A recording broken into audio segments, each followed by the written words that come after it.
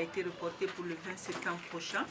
Le dossier concernant les viols massifs de Pofi, Kibua, Mouvi et Luvungi avait été fixé en 2011 par la justice congolaise pour crimes contre l'humanité, dont des viols massifs et recrutement d'enfants. Rappelons que Tcheka s'était rendu le 26 juillet dernier à la MONUSCO à Mutongo dans le Walikale avant d'être transféré le 4 août dernier à Kinshasa où il est détenu à la prison de Ndolo.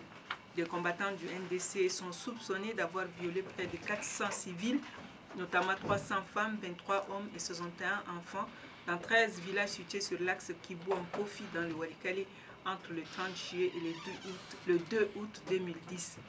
Les Nations Unies ont également documenté au moins 154 enfants recrutés par ce groupe rebelle.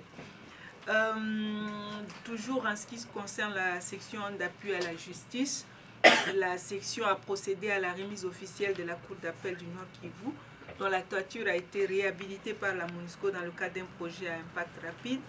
La toiture de la Cour d'appel était dans un très mauvais état, ce qui rendait difficile le travail, notamment le fait que les dossiers soient exposés aux intempéries avec toutes les conséquences que l'on sait. C'est la raison pour laquelle la MONUSCO, à travers la section d'appui à la justice, est intervenue pour cette réflexion.